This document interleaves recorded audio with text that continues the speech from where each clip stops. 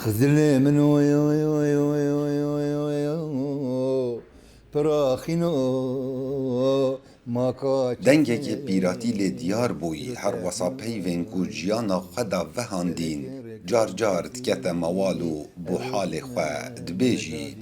Li demekî ev e hunermendekî milliyê navûdeng bû di nava Kurdên bajarê Mosilê da.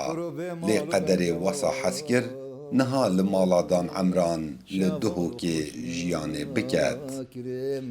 من بخوشه گربم رم من بخوشه گربم رم دل من ها دلا شارم دوستات باکر چوشوارم گلت باغت وریان نمان وکی جارم گلت باغت وریان نمان وکی جارم ve vicdavatı ki bunun vardır ki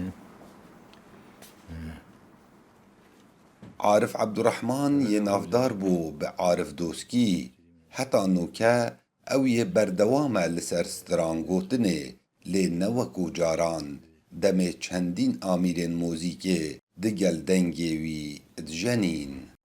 من استيقامنا قرم وكنت بيجن سيدة بس على مثلا كاب 250 شو في صاغت شو يعني تقريبا من ضمن فستيك وناس ما تدري شو هي فرقة ابو فرقة من جذايا فرقة جذابو عارف li temenê gencatiya xwe evîndar bû mawê 10 salan eşq kiriye lê negihiştiye mirada xwe lewma jin neaniye û heta nûke bêhal û mal maye.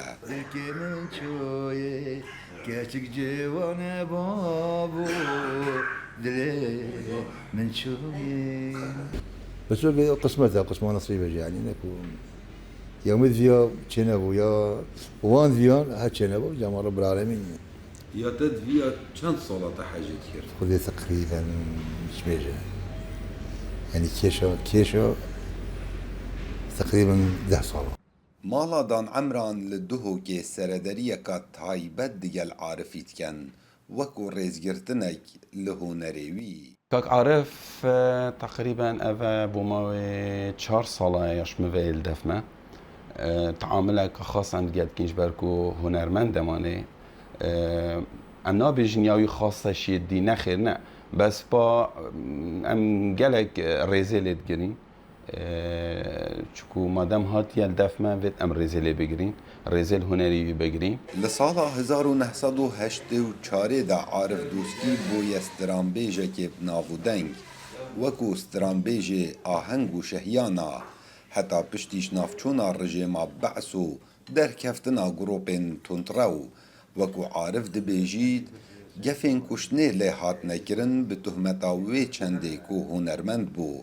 Lewma Mosil cih hêla û qesda bajarê Duhokê kiriye û heta nûke li mala Dan Emran jiyanê diket.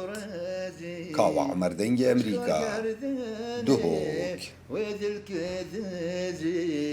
زوزان خوش بینه بابو افکو که تازی زوزان خوش بینه بابو افکو که تازی